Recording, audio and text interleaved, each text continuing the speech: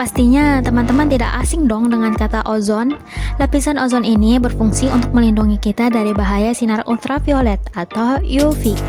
Ozon ternyata tidak hanya terdapat di lapisan atmosfer atas loh, lebih tepatnya di lapisan stratosfer. Tetapi terdapat juga di permukaan bumi atau lapisan troposfer.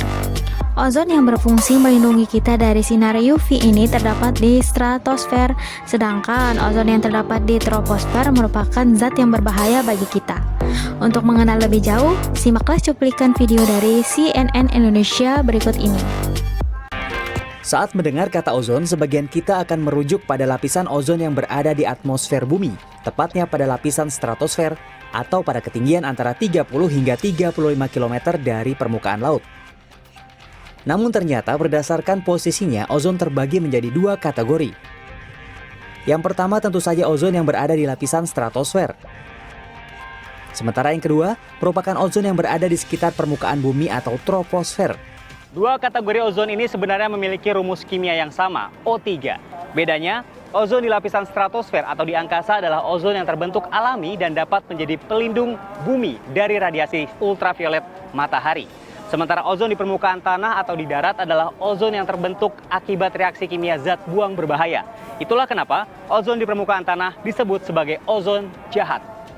Ozon jahat terbentuk di permukaan tanah dari reaksi kimia antara oksida nitrogen dan senyawa organik yang mudah menguap terkena sinar matahari. Emisi dari fasilitas industri, pemanfaatan listrik, asap kendaraan bermotor, uap pembakaran bahan bakar, dan pelarut kimia adalah beberapa sumber utama zat kimia pembentuk ozon jahat. Agar terhindar dari bahaya ozon di permukaan, maka perlu dilakukan pengukuran kadar ozon tersebut teman-teman. Salah satu alatnya yaitu ozone analyzer atau IPM model 49i. Ozone analyzer adalah peralatan sampling otomatis untuk mengukur konsentrasi ozon permukaan yang berada di udara sekeliling. Fungsinya untuk mengukur konsentrasi O3 ozon permukaan dengan pengukuran UV photometry. Lalu, bagaimanakah prinsip kerja dari ozone analyzer IPM model 49i ini? UV IPM model 49i beroperasi dengan prinsip bahwa molekul ozon menyerap sinar UV pada panjang gelombang 254 nanometer. Tingkat penyerapan sinar UV berhubungan langsung dengan konsentrasi ozon seperti yang dijelaskan oleh hukum Berlambert. Sampel ditarik ke dalam model 49i melalui sekat sampel dan dibagi menjadi dua aliran gas. Satu aliran gas mengalir melalui scrubber ozon menjadi gas referensi. Gas referensi kemudian mengalir ke katup solenoid referensi. Gas sampel mengalir langsung ke katup solenoid sampel. Katup solenoida mengubah referensi dan aliran gas sampel antara sel A dan B setiap 10 detik. Jika sel A berisi gas referensi, sel B berisi gas sampel dan sebaliknya. Intensitas sinar UV setiap sel diukur dengan detektor A dan B. Ketika katup solenoid mengalihkan referensi dan aliran gas sampel ke sel yang berlawanan, intensitas cahaya diabaikan selama beberapa detik untuk memungkinkan sel dibilas. Model 49i menghitung konsentrasi ozon untuk setiap sel dan mengeluarkan konsentrasi rata-rata ketampilan panel depan, keluaran analog, dan juga membuat data tersedia melalui koneksi serial. Bagian-bagian alat dari ozone analyzer atau IPM model 49i. Optical bench with photometer lamp, kemudian optical bench temperature thermistor, detektor sistem, flow transducer, pressure transducer, ozonator, lamp power supply, pump, sampel, instalasi alat. Menginstal ozone analyzer model 49i terdiri dari yang pertama, mengangkat, kedua, pembongkaran dan memeriksa, ketiga, prosedur pengaturan, keempat, menghubungkan perangkat eksternal, kelima, memulai. Mengangkat. Saat mengangkat instrumen, gunakan prosedur yang sesuai untuk mengangkat yang berat objek seperti Menekuk lutut sambil menjaga punggung tetap lurus. Pegang instrumen di bagian bawah, depan, dan belakang unit. Pembongkaran dan memeriksa.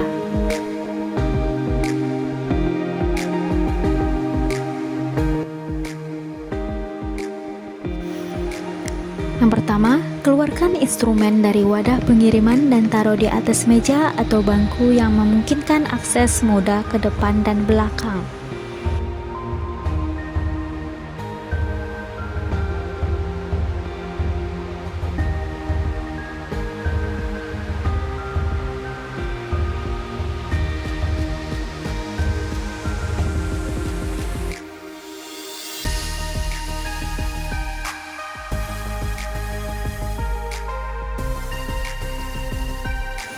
Yang kedua, lepaskan bahan pembungkus dan penutup untuk mengeluarkan komponen internal.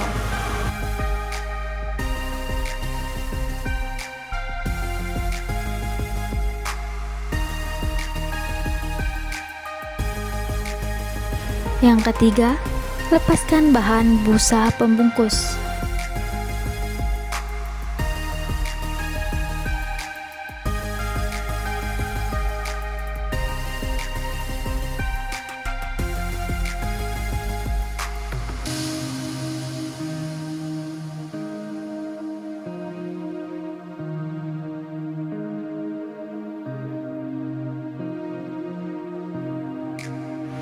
Kemudian yang keempat, lepaskan ketiga skrup pada pompa, pasang kembali penutup.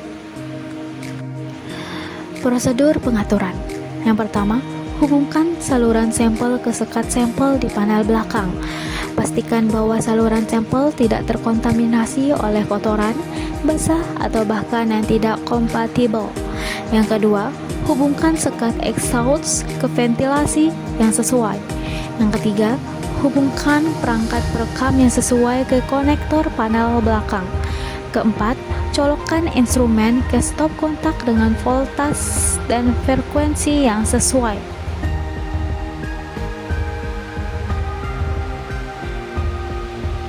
Menghubungkan perangkat eksternal. Beberapa komponen tersedia untuk menghubungkan perangkat eksternal ke E-series instrumen. Opsi koneksi ini meliputi: yang pertama, rakitan PCB, papan, terminal individu. Yang kedua, blok terminal dan perangkat kabel. Yang ketiga, kabel individu. Memulai. Yang pertama, hidupkan dial. 2. Biarkan 90 menit agar instrumen stabil. 3. Atur parameter instrumen seperti tentang operasi dan waktu rata-rata pengaturan yang sesuai. 4. Sebelum memulai pemantauan instrumen yang sebenarnya, lakukan multi-point kalibrasi.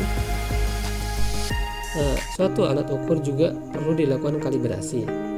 Gunanya agar alat tersebut dapat menunjukkan hasil yang sesuai dan tidak menyimpang dari hasil yang semestinya. Hubungkan instrumen. Hubungkan model 49i ke manifold pada output ozonator sebagai yang ditampilkan pada gambar di samping. Jika filter saluran sampel opsional digunakan, kalibrasi harus dilakukan melalui filter ini. Pastikan laju aliran masuk ke manifold keluaran lebih besar daripada total aliran yang dibutuhkan oleh kalibrasi voltmeter, penganalisis, dan permintaan aliran lainnya yang terhubung ke manifold. Lalu ada namanya mode zero adjust. Gunakan prosedur berikut untuk mengatur 0. 1. Berikan waktu yang cukup untuk instrumen dan voltmeter kalibrasi untuk menghangatkan dan menstabilkan. 2. Dengan suplai udara 0 on, tetapi ozonator off, biarkan instrumen untuk mengambil sampel udara 0 sampai diperoleh respon yang stabil. 3. Dari menu utama, pilih calibration. Berikut ini merupakan tampilan dari alat Ozone Analyzer model 49i. Juga dilihat bagaimana tombol-tombol pada panel depannya. Lalu lanjutan yang sebelumnya. 4. Dari menu calibration, pilih Calibration Bureau, tekan tombol berikut untuk melakukan kalibrasi 0, tekan tombol berikut untuk kembali ke run screen. Jika perekam grafik strip digunakan, direkomendasikan untuk menyesuaikannya untuk mendapatkan catatan penyimpanan 0 dan atau kebisingan 0. Ini bisa dicapai dengan menggunakan kemampuan offset 0 perekam. 5. Catat respon udara 0 yang stabil sebagai Z. Span AJIS. Gunakan prosedur berikut untuk mengatur span. 1. Hasilkan standar konsentrasi ozon sekitar 80% dari batas kisaran atas atau URL penganalisis ozon seperti 0,4 atau 0,8 ppm untuk rentang 0,5 dan 1,0 ppm masing-masing. 2. Biarkan instrumen untuk mengambil sampel standar konsentrasi ozon ini sampai respon yang stabil diperoleh. 3. Dari menu utama, pilih calibration, lalu calibrate span, menggunakan tombol berikut dan tombol berikut untuk menaikkan atau menurunkan konsentrasi gas span yang diketahui. Tekan tombol berikut untuk mengkalibrasi instrumen. Respon perekam akan sama dengan persamaan berikut. Recorded response persen skala sama dengan O3 out per URL dikali 100 ditambah Z, di mana keterangannya URL sama dengan batas kisaran atas model 49i, lalu Z merupakan respon perekam dengan udara 0, lalu O3 out merupakan konsentrasi ozon yang ditentukan oleh photometer kalibrasi. 4. Catat konsentrasi ozon seperti yang ditentukan oleh kalibrasi photometer dan respon penganalisis yang sesuai. Terdapat juga beberapa prosedur kalibrasi yang lain seperti standar konsentrasi tambahan, kurva kalibrasi, 0 berkala dan cek rentang, penyesuaian ozonator internal yang merupakan opsional. Suatu alat ukur juga perlu dilakukan suatu pemeliharaan. Gunanya agar alat tersebut dapat memiliki umur pemakaian yang lama dan juga tidak mudah rusak. Cara pelaksanaan pemeliharaan berkala ada yang dilakukan setiap 3 bulan dan tahunan.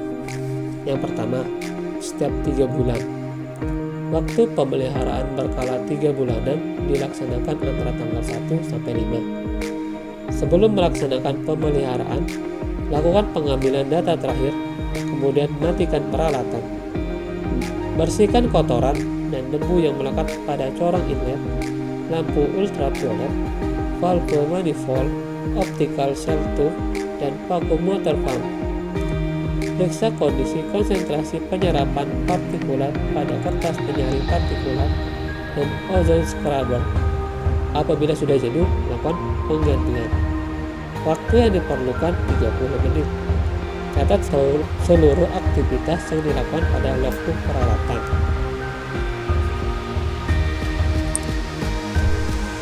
Lalu pemeliharaan tahunan. Pemeliharaan tahunan ini tidak berbeda jauh dengan pemeliharaan setiap 3 bulanan.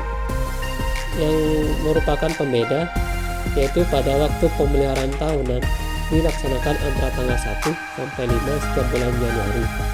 Lalu waktu yang diperlukan 1 jam. Lalu contoh pencatatan dari alat ozone analyzer. Salah satu tempat pengukurannya di stasiun Kemayoran yang menggunakan alat ozone analyzer dengan metode UV photometric dan satuan pengukurannya dalam ppb atau part per billion. Berikut ini konsentrasi ozon permukaan BMKG Kemayoran pada bulan Februari 2001 dapat dilihat pada gambar berikut.